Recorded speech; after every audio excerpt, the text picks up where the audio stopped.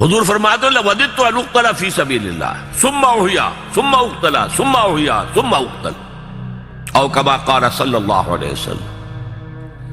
میری بڑی خواہش ہے میں اللہ کی راہ میں قتل ہو جاؤں، پھر زندہ کیا جاؤں، پھر قتل ہو جاؤں، پھر زندہ کیا جاؤں، پھر قتل. یہاں بھی وہی لفظ قتل ہے. تو پہلا نقطہ یہ سمجھ لیجئے کہ پورے قرآن مجید میں لفظ شہادت اس معنی میں نہیں آیا ہے جس معنی میں کہ یہ ہمارے ذہنوں میں، ہماری زبانوں پر عام ہے. تو پھر قرآن کا فلسفہ شہادت کیا ہے؟ اور جیسا کہ میں نے کہا حدیث میں یہ لفظ استعمال ہوا ہے مقتول فی سبیل اللہ کے لیے، تو اس کا ربط کیا ہے؟ یہی در حقیقت دو کوسچنز ہیں کہ جن پر میں اس وقت گفتگو کروں. اور میں کہاں سے شروع کرنا چاہتا ہوں؟ سب سے پہلے لفظ شہادت کا لغوی مفہوم کیا ہے اسے سمجھیے. یہ کہاں سے بنا ہے؟ شہد یشہد، موجود ہونا، حاضر ہونا. اس سے کیا بنتا ہے؟ اس میں فاعل شاہد، شاہد و غائب. جو موجود نہیں ہے وہ غائب ہے، جو موجود ہے وہ شاہد ہے. شہد یشہد شہودن و شہادت، اس معنی کیا ہے؟ موجود ہونا. البتہ اس میں پھر اضافی مفہوم دو پیدا ہوئے. ظاہر بات ہے کہ اگر کوئی کہیں حادثہ ہوا ہے، کوئی وقوعہ پیش آیا ہے، کوئی قتل ہوا ہے، کچھ اور ہوا ہے، تو گواہی اسی کی معتبر ہوگی جو وہاں موجود تھا، آن اسپاٹ، آئی وٹنس. لہذا یہاں سے اس کے اندر گواہی کا مفہوم آ گیا. شاہد، گواہ. اور ایک اور دوسری بات، آپ کسی مشکل میں ہیں، کوئی آپ تکلیف پہنچا رہا ہے، کوئی آپ کو مار رہا ہے، تو آپ کے دوست ہیں، آپ کے ساتھی ہیں، لیکن موجود ہوں تو مدد کریں گے نا. اس لیے شہادت مفہوم مدد کا بھی ہو گیا. یہ دو اضافی مفہوم.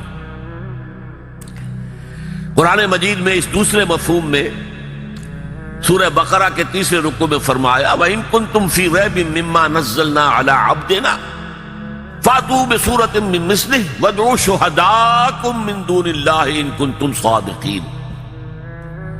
اور اے لوگوں، اگر تمہیں فی الواقع کوئی شک ہے کہ یہ کلام جو ہم نے اپنے نبی، اپنے بندے محمد پر اتارا ہے صلی اللہ علیہ وسلم، یہ ہمارا کلام نہیں ہے بلکہ اس کا اپنا کلام ہے، تو تم اس جیسی ایک صورت بنا کر لے آؤ اور اپنے سارے مددگاروں کو بلا لو. تمہارے ہاں بڑے بڑے خطیب ہیں، ادیب ہیں، شاعر ہیں، پھر یہ کہ کاہنوں کے موکل ہیں، جنات، وہ انہیں کلام سکھاتے تھے، پڑھاتے تھے. سب کو بلا، اللہ کے سوا جو بھی مددگار ہوں. وَادْعُوا شُهَدَاءَكُم مِّن دُونِ اللَّهِ إِن كُنتُمْ صَادِقِينَ. اگر سچے ہو تو اس چیلنج کو قبول کرو. تو یہاں معنی کیا ہوئے؟ گواہ کی نہیں بلکہ مددگار کی. اسی طرح سورہ فتح میں فرمایا هُوَ الَّذِي أَرْسَلَ رَسُولَهُ بِالْهُدَىٰ وَدِينِ الْحَقِّ لِيُظْهِرَهُ عَلَى الدِّينِ كُلِّهِ وَكَفَىٰ بِاللَّهِ شَهِيدًا. وہی ہے اللہ جس نے بھیجا اپنے رسول کو صلی اللہ علیہ وسلم الہدا، قرآن حکیم دے کر، اور دین حق ایک مکمل نظام زندگی دے کر، تاکہ غالب کرے اسے پورے کے پورے نظام زندگی پر. اور اللہ کافی ہے مددگار کے طور پر. کوئی مدد کرے نہ کرے، اللہ کافی. تو ایک تو مددگار کے معنی میں شہید کا لفظ آیا، اور دوسرا جو میں نے عرض کیا گواہی. اب یہاں سے اصل میں سارا فلسفہ قرآن کا جو ہے شہادت کا، وہ اس لفظ گواہی پر بیس ہے. پہلے یہ جان لیجئے کہ گواہی جو ہے اس کے دو پہلو ہیں. آپ کسی مقدمے میں گواہ ہیں تو آپ کی گواہی کسی کے حق میں ہے، کسی کے خلاف. مدعی کے حق میں ہے تو مدعا علیہ کے خلاف ہے، مدعا علیہ کے حق میں ہے تو مدعی کے خلاف ہے. تو شہادت کے لیے یہ دو تصور لازمی ہے. اس کے لیے نوٹ کر لیجئے، کسی کے حق میں ہو تو لام آئے گا، کسی کے خلاف ہو تو اعلی آئے گا. شہیدہ لہو، اس نے اس کے حق میں گواہی دی. شہیدہ علیہ، اس نے اس کے خلاف گواہی دی. لام اور اعلی کا یہ صلہ جو ہے، اس سے یہ بات بالکل ایک دوسرے سے اپوزٹ ہو جاتی.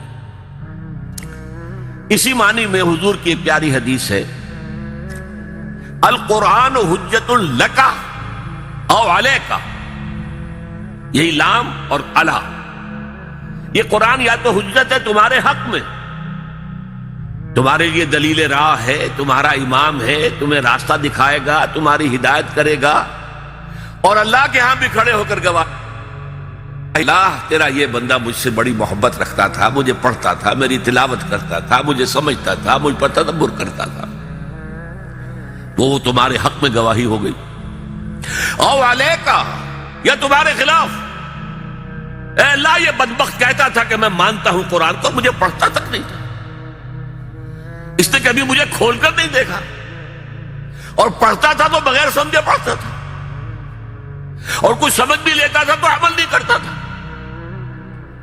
والقرآن حجت لک، یا تمہارے حق میں حجت اور دلیل، اور یا او علیک، یا تمہارے خلاف۔